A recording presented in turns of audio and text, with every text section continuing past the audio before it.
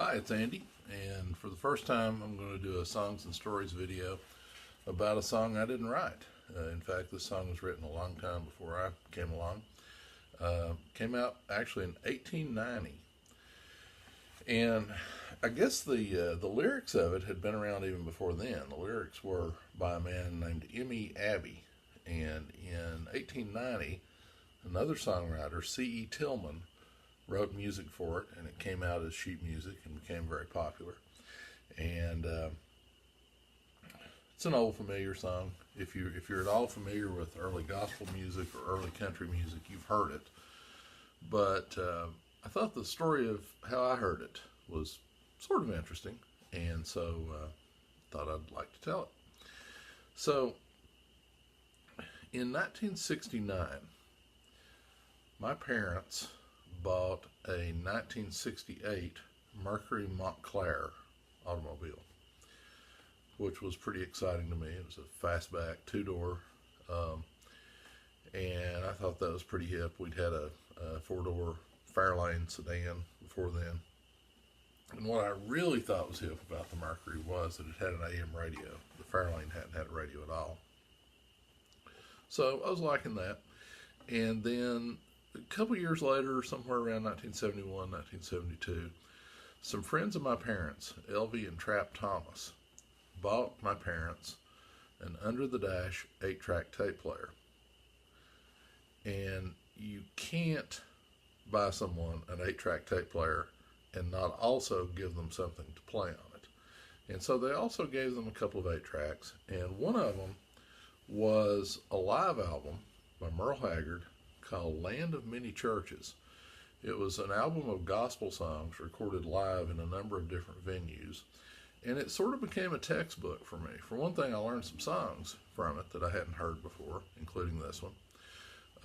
Also, some of it was recorded at the Ryman Auditorium in Nashville, the mother church of country music, and for many years the home of the Grand Ole Opry. Sadly, the first time I actually saw the Ryman Auditorium close up years later, it was not only closed but scheduled for demolition, and I was very saddened and very angry about that. And happily, that didn't happen, and it's a very popular music venue again. I've seen some really great shows at the Ryman, so it's still around. But that's where I first heard of it. The backup vocalists for at least part of the album were the members of what then existed as the Carter family, not the original Carter family, but Mother Maybelle, who had been part of the original Carter family, and her daughters. And that may have been the first time I'd heard of them. Somewhere there, the Johnny Cash TV show was on the air, and so I may have possibly seen them on that. I don't know, but that was kind of the first time that at least I was really aware of the Carter family as such. And some of the tracks were cut at a Union rescue mission, so I had to ask my parents, well, what's a rescue mission? So I guess it was an education for me that way too. The song kind of has everything. It's a gospel song. It's kind of a country song.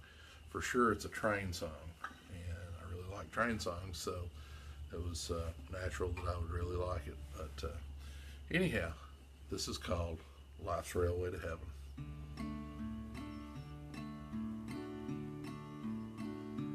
Life is like a mountain railway with an engineer that's brave. He must make the run successful from the cradle to the grave.